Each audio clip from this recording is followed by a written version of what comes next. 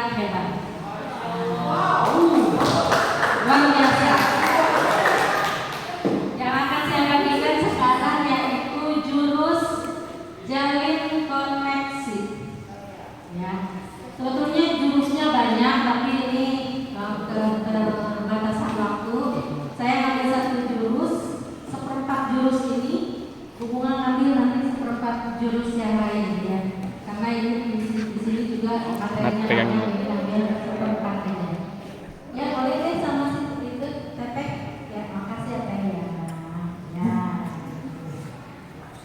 Judulnya jurus jalin koneksi. Lanjut ya. Selamat datang di Gua Kegelapan. Sebagai pendekar kali ini kamu akan belajar jurus jalin koneksi. Siapkan diri dan konsentrasi. Karena di jurus ini silumannya itu judgment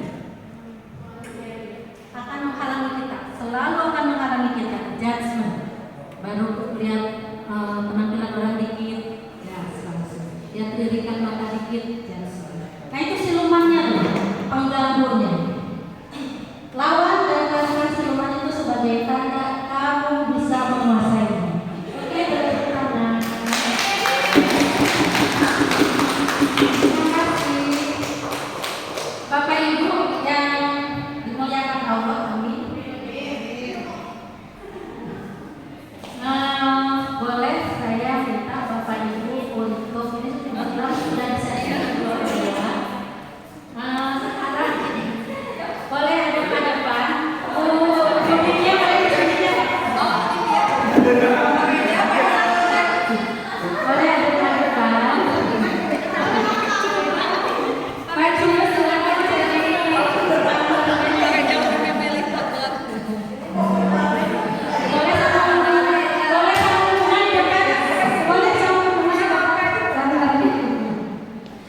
Kali ini kita akan bahas tentang keterampilan mendengarkan. Keterampilan mendengarkan. Ini penting banget. Semua orang harusnya bisa keterampilan mendengarkan ini, apalagi kita sebagai seorang guru.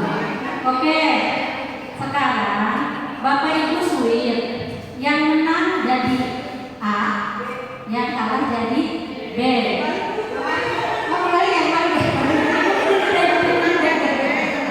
Yang menang jadi B, yang kalah jadi A. Instruksinya nanti yang B, yang menang di sesi pertama mencoba bercerita 2 menit saja. Tapi yang A, yang bagian A, yang kalah berusaha tidak mendengarkan. Boleh minta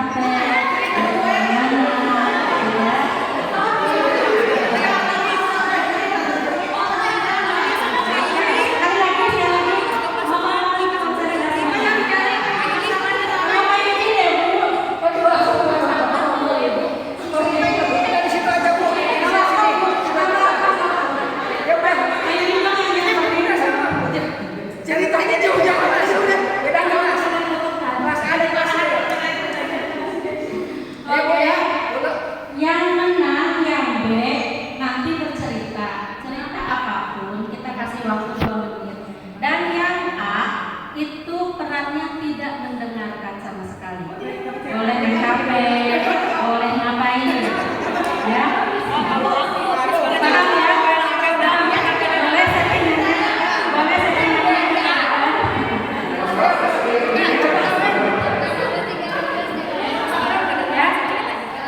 Ya, itu aja dulu. Nanti setelah 2 menit ya, setelah 2 menit berikutnya settingannya berbeda. Yang kalah bercerita, yang menang mendengarkan. Nah, kalau yang pertama tidak mendengarkan, yang kedua mendengarkan. Bisa ya? Boleh. Ya, bisa saja. Masih kelihatan,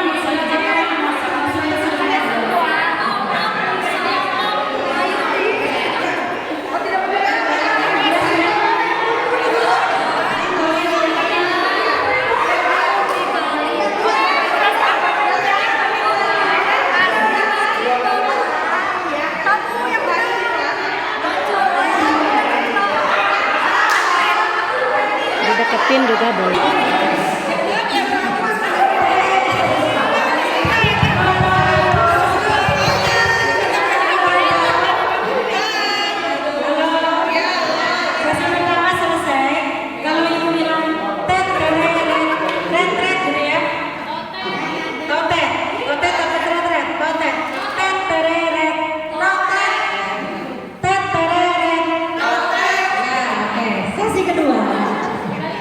Sesi kedua kebalikannya.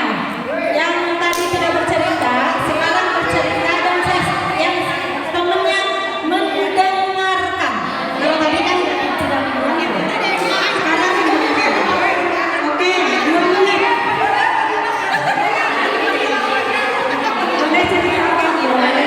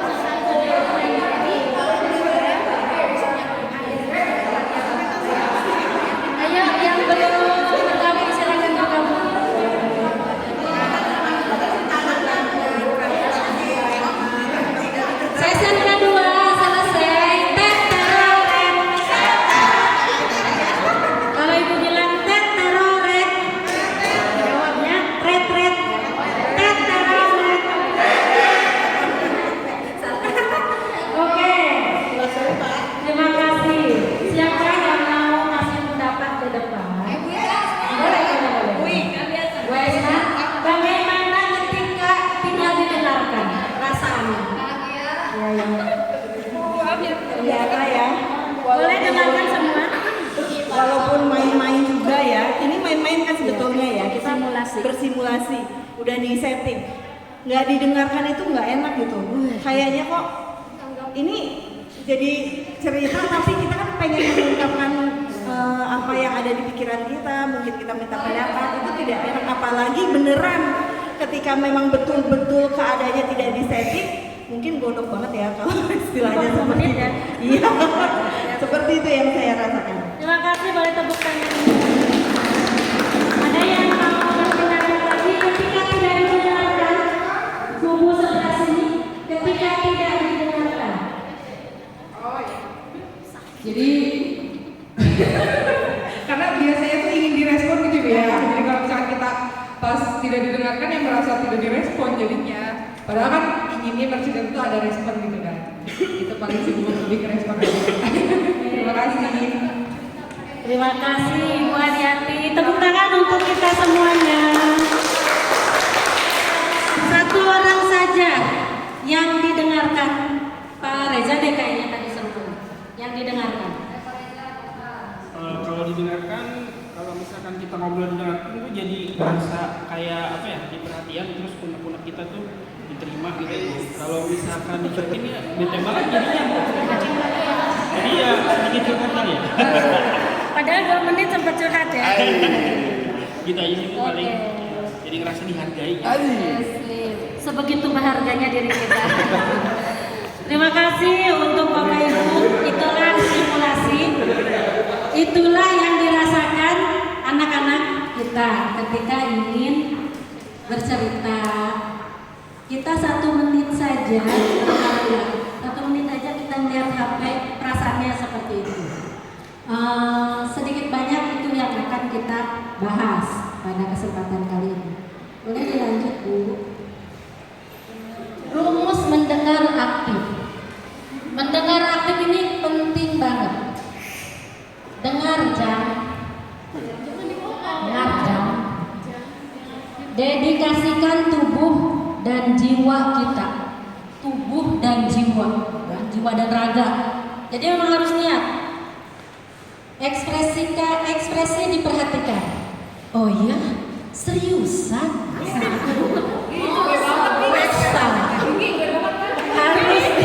Harus sebegitunya ekspresi kita.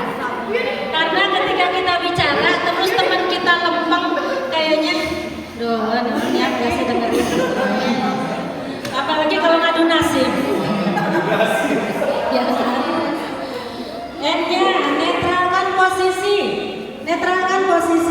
Ketika yang berbicara itu anak kita dan misalnya mengadukan orang tua kita, orang tua anaknya, kita posisinya di tengah, tidak berpihak ke anak, tidak berpihak ke orang tua.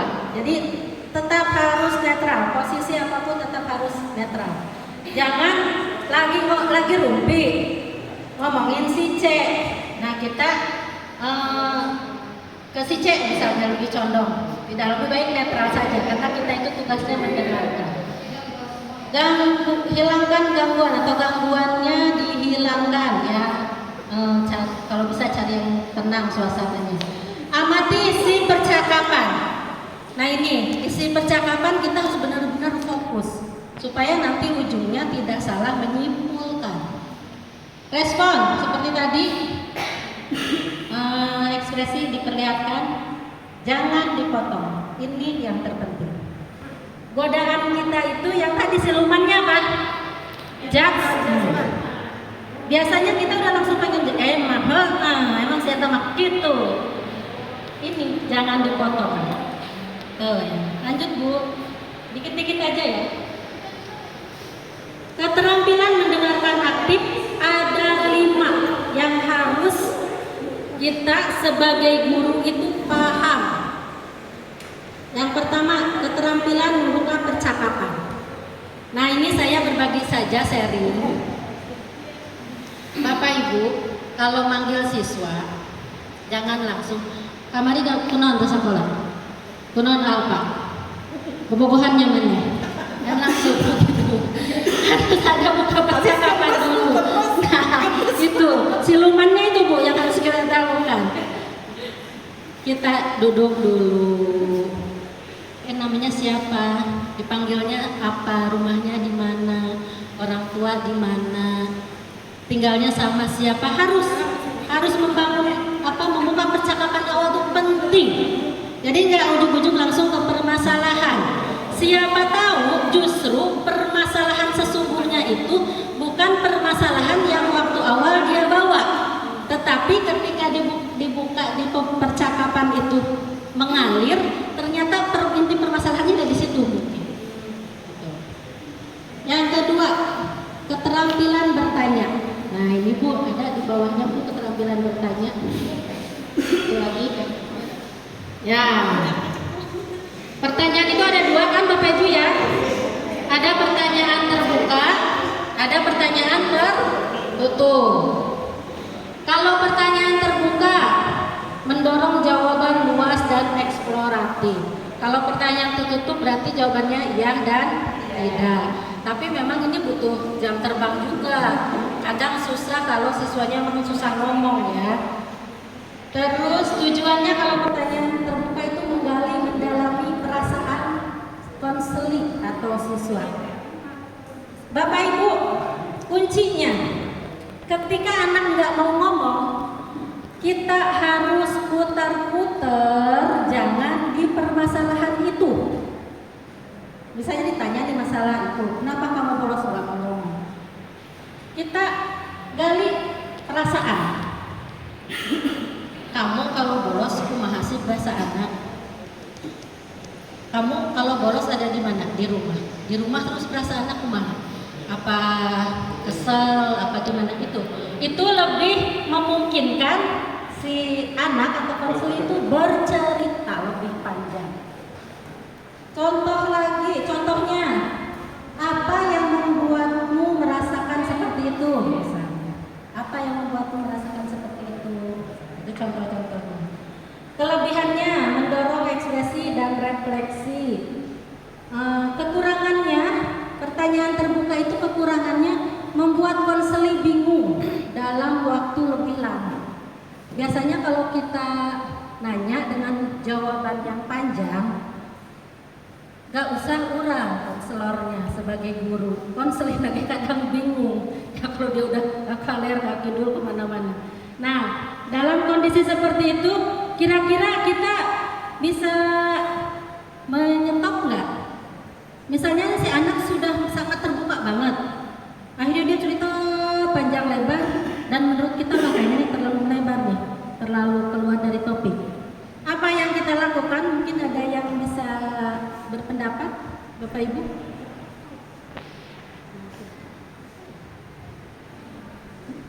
Fokus lagi ke Ya. Jadi kalau tadi tidak boleh memotong, kalau di sini boleh. Ya, dibolehkan. Kadang kan anak juga tidak bisa mendefinisikan masalah dia. Jadi terlalu banyak yang ada di sininya, dia juga nggak fokus ceritanya. Di situ kita boleh potong. Nah, kayaknya lembut bingung ya kalau dengan bahasa kita masing-masing lah. Mulai bahasa Sundanya misalnya.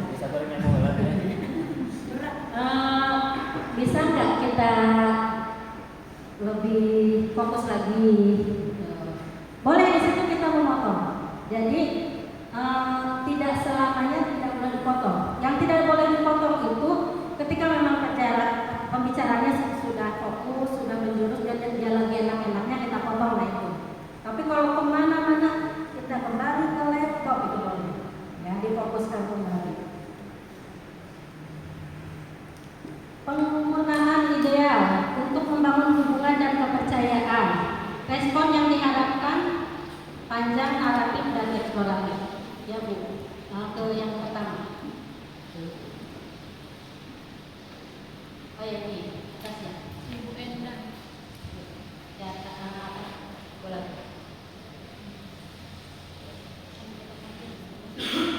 Ya, boleh. Nah, kembali sedikit tadi lupa untuk di keterampilan membuka percakapan ini gunanya untuk mendekatkan chemistry supaya dapat dulu. Yang harus ditekankan di sini harus sampai si anak itu paham bahwa kita ada di pihak dia, bahwa kita akan membantu dia. Itu yang harus ditekankan. Ibu tuh nyaman, ibu percaya banget ke kamu. Pokoknya gimana caranya si anak itu percaya, oh ternyata bapak guru ini mau nolong saya, oh ternyata bapak guru ini berpihak kepada saya. Nah ini di keterampilan membuka percakapan di awal, bonding ya, klien dan konselor. Kita lanjut ke keterampilan merespon. Keterampilan merespon yang tadi, yang Ibu contohkan tadi, misalnya, oh gitu ya, seriusan, emang begitu, itu merespon. Jadi jangan dibiarkan anak bercerita panjang lebar, kita merhatiin sih tapi diem. Itu juga seperti tidak dianggap tadi kalau kata Pak Reja ya, kasih tadi anggap. Berikutnya keterampilan merefleksi. Keterampilan merefleksi ini beda dengan menyimpulkan. Kalau merefleksi kita memvalidasi saja. Misalnya tadi saya tanya punya. Misalnya tadi orang rumah ada, misalnya anak ibu ada. Satu kata buat bapak kamu, gak ada. Kenapa? Saking bencinya. Nah, di keterampilan refleksi kita hanya mengulangi saja, tidak menyimpulkan. Menurut kamu, bapak kamu nggak ada di hatimu. Jadi mantul gitu, hanya memantulkan saja, memvalidasi bahwa yang dia omongin tadi itu. Kadang kalau lagi seru, kita juga yang kita omongin nggak semuanya tercerna sama otak, sama hati. Nah di refleksi ini kita memvalidasi itu yang tadi kamu omongin. Nah di kesimpulan baru di sini setelah kita bicarakan ibu menyimpulkan A, B, C, D, E. Kita kembalikan lagi ke konseling. Benar nggak menurut kamu kesimpulan ibu? Jadi jangan kesimpulannya hanya kesimpulan kita. Ternyata kata konseling, oh nggak gitu bu. Itu jangan dipaksain. Ah itu aja ibu makin, udah nggak gitu. Ya, jadi tetap aja kesimpulannya itu kesimpulan siswa dan diperkuat oleh kita. Hanya itu sebetulnya. Gampang kan? Hanya 5 keterampilan mendengarkan. Selanjutnya Bu, sedikit lagi. Nah, boleh satu orang kita peragakan cara duduknya. Ya, kayaknya Bu Ega deh. Bu Ega di sini nggak apa-apa. Ambil kursinya dibawa ke sini. Kayak sama ini aja. Ada kesana ya ceritanya Bu Ega konselor. Nanti Bu Ega di ini kan ya. Saya yang mandu. Saya menganaknya aja. Mau ada konselornya? Saya anaknya aja. Ceritanya Bu Ega konselor ya. Len apa sih bahasa itu dibacanya? Len ya. Sedikit condong ke arah murid.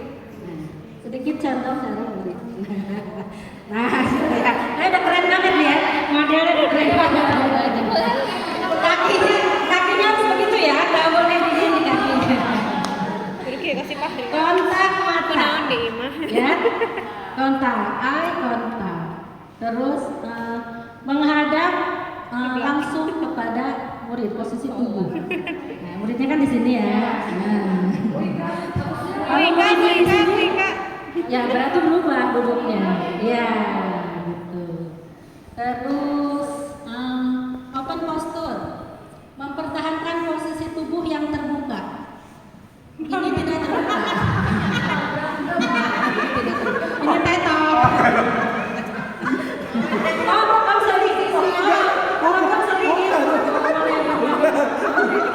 konseling nggak ada ininya.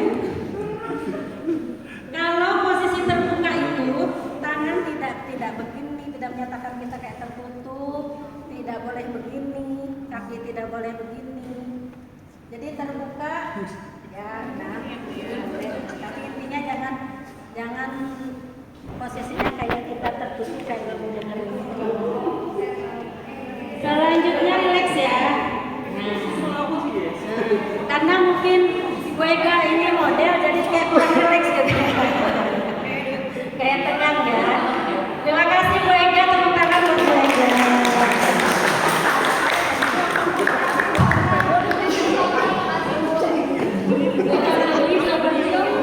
Posisinya. Gimana Bu kalau memang sejajar? Memang kita kan ngobrol suka di mana aja. Tiba-tiba kursinya sejajar kan nggak mungkin bisa di ini. Kita usahakan senyaman mungkin saja. Senyaman mungkin tapi dengan yang tadi kontak mata. Mungkin kalau beberapa kali ada yang lihat ibu konseling, ibu selalu Umam, lihat mata ibu. Umam. Tatap mata saya. Tatap. Kok tiba-tiba ingat ke Pak Umam? Kayak kangen gitu ya ke Pak Umam, tiba-tiba ingat ke Pak Umam. Gitu. Jadi kalau dia nunduk, kalau dia kemana-mana bisa lihat mata ibu. Tapi jangan si Ojan juga tatap mata saya. Lanjut Bu.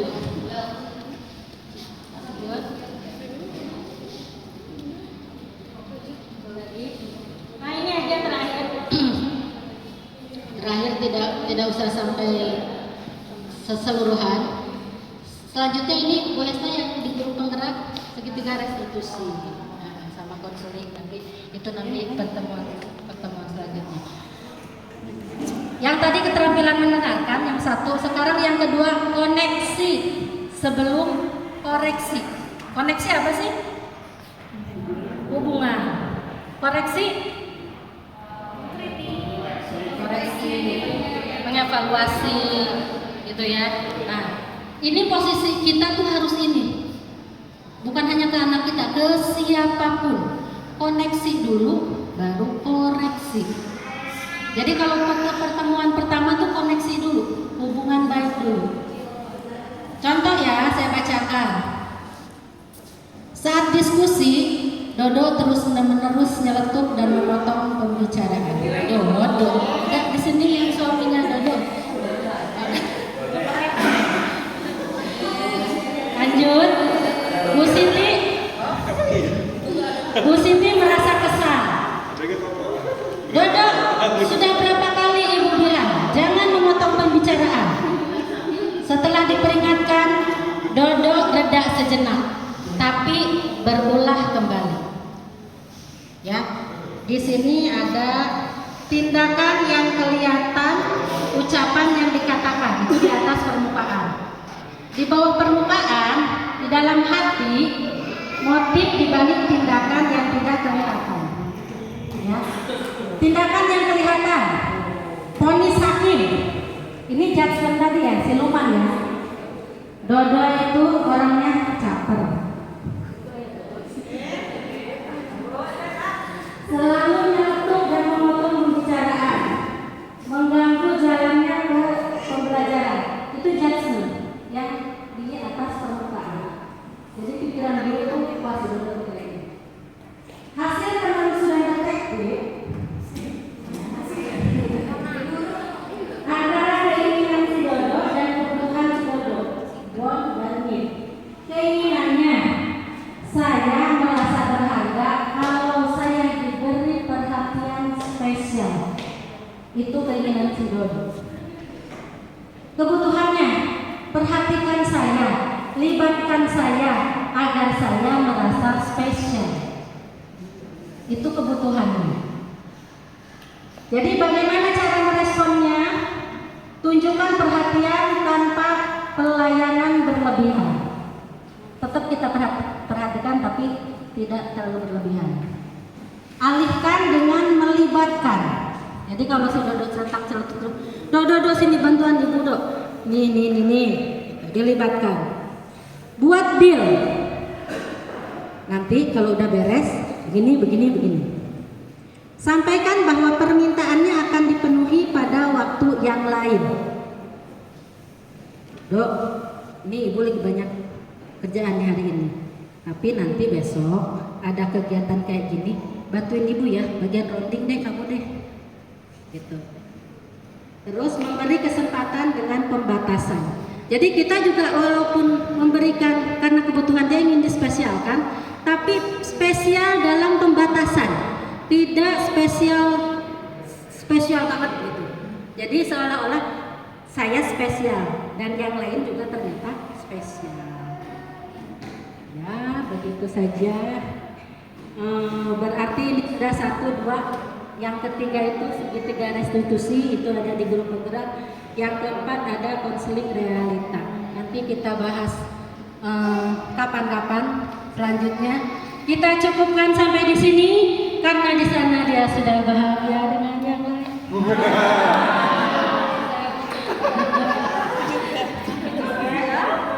Siapa ya? Sendiri tanpa kasih. Sekian, terima kasih. Wassalamualaikum warahmatullahi wabarakatuh. Terima kasih Bapak Ibu.